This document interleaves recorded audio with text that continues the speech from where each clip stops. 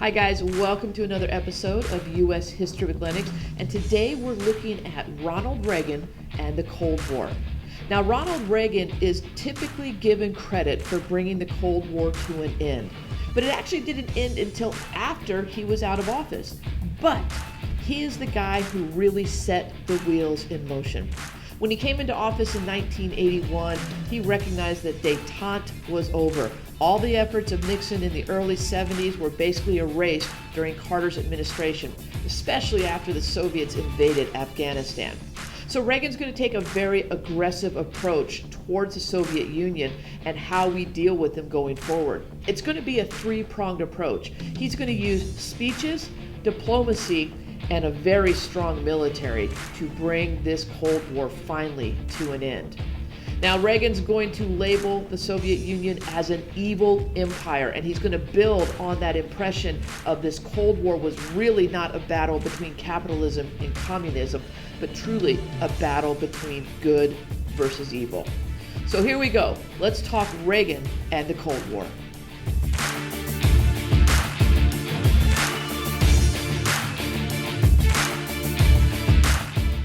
In 1982, Ronald Reagan will give a speech to the British Parliament in which he will say the final march of freedom will leave Marxism-Leninism on the ash heap of history. With that statement, Ronald Reagan is going out into the world spreading the news that the Soviet Union is crumbling and that this evil empire must be brought to its knees. And that's going to be the goal of his presidency moving forward. The first thing Reagan will do as president is institute what's known as the Reagan Doctrine. Now, just like so many other presidents before him, Reagan is going to have his own foreign policy. We can trace presidential foreign policies all the way back to the Monroe Doctrine, and each one of them reflects what they believed America's role in the world should be, and what actions we should take to support that role.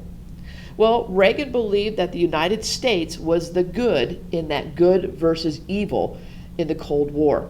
And he believed that we should support any group that was willing to fight to overthrow communist governments. He also believed that we should support any political regime that had that same goal. Two places that will see Reagan implement this doctrine is Afghanistan and Nicaragua.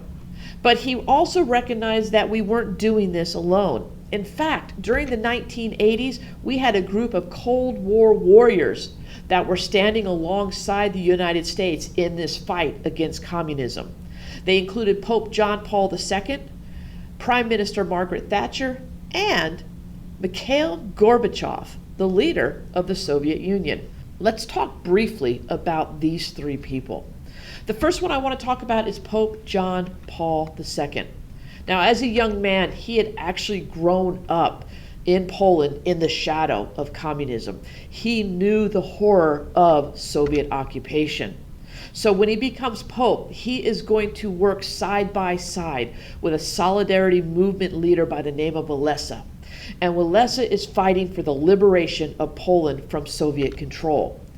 Their struggle and the success they have in that struggle is going to lead to other liberation movements throughout the late 80s and the 1990s.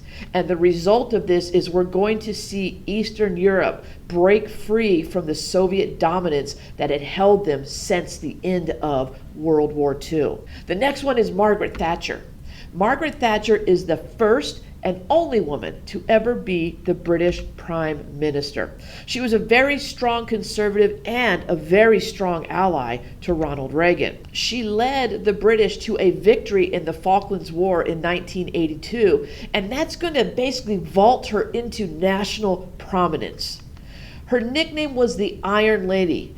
And if you really want to know more about Margaret Thatcher, there's a great movie out there about her. I think it's called The Iron Lady. 1995, because of her service to England, she is going to become a member of the Order of the Garter. That's the highest order of knighthood you can reach in England. She's a great person to have on your side. Finally, let's talk about Mikhail Gorbachev. He becomes the Soviet leader in 1984, towards the end of Reagan's first term. He wants to initiate reform in the Soviet Union, and he's going to use two tools to do that. One of those being perestroika, and the other one glasnost. Defined, perestroika means to bring some limited free market practices to the Soviet Union. And glasnost is the talk of bringing more political freedom to the people of the Soviet Union. His goal was to try to restart a stagnant economy that existed there in the USSR. Whether or not he truly meant for these two ideas to become so prevalent in the downfall of the Soviet Union, I kind of doubt that. Gorbachev is going to use perestroika and glasnost as a propaganda campaign, a ploy to try to convince the West that the Soviet Union was changing and that they were a kinder, gentler Soviet Union. What he didn't realize is that the people of the Soviet Union wanted perestroika, they wanted glasnost, they wanted an open society. And so this propaganda ploy is actually going to evolve into the decimation of the Soviet Union. In 1991, the Union's treaty dissolves, and the Soviet Union will be no more. But we'll get to that in a little bit. With regards to Reagan and his view of the Cold War, like I said earlier, détente was over. He didn't buy into it. He believed, really, that the Soviet Union was evil and that we shouldn't even bother to negotiate with them. The way he said we can win the Cold War is with a very strong military. And so we're going to see a huge increase in military spending. Now, on the side note, that's really going to cut into Reaganomics, because Reaganomics was built on the idea that government spending was going to be cut back. But that's exactly the opposite of what happens under Reagan and the Cold War. We're going to see military spending increase tenfold. Our Navy is going to increase from 450 ships to over 600. But I think the most expensive part of Reagan's military attack on the Cold War is what's known as the Star Wars program. This was a defense system that was being developed that, if it worked, would literally use lasers to shoot Soviet missiles out of the sky. Now, it was referred to as the Strategic Defense Initiative, SDI. But because it was the 80s, we called it Star Wars. And here's a basic graphic of how it would work. If a Soviet missile would be fired from any of their launch sites, our satellites would pick that up and institute an immediate attack on that missile, shooting it with lasers and destroying it in space before it ever re-entered into the atmosphere.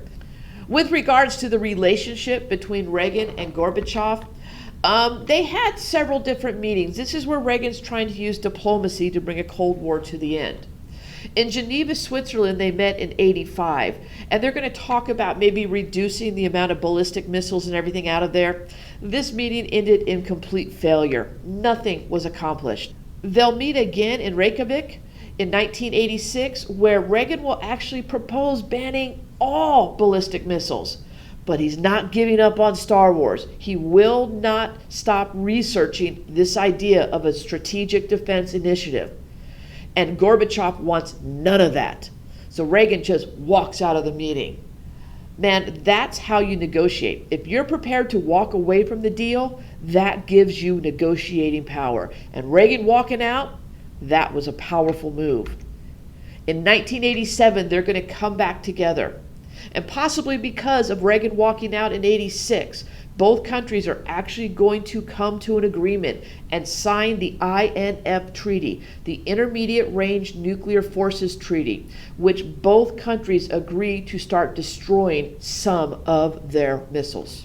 This will be the beginning of the end of the Soviet Union. We already know that there's a lot of liberation movements going on in Eastern Europe, while at the same time, within the Soviet Union, you have the people clamoring for perestroika and glasnost. On June 12, 1987, Ronald Reagan will probably give one of his most famous speeches in his career. It will be given at the Berlin Wall, standing in front of the Brandenburg Gate, the wall that separated East and West Germany. And now the Soviets themselves may, in a limited way, becoming to understand the importance of freedom. We hear much from Moscow about a new policy of reform and openness. Some political prisoners have been released. Certain foreign news broadcasts are no longer being jammed. Some economic enterprises have been permitted to operate with greater freedom from state control. Are these the beginnings of profound changes in the Soviet state, or are they token gestures intended to raise false hopes in the West or to strengthen the Soviet system without changing it? We welcome change and openness, for we believe that freedom and security go together, that the advance of human liberty can only strengthen the cause of world peace. There is one sign the Soviets can make that would be unmistakable, that would advance dramatically the cause of freedom and peace. General Secretary Gorbachev, if you seek peace, if you seek prosperity for the Soviet Union and Eastern Europe, if you seek liberalization, come here to this gate. Mr. Gorbachev, open this gate.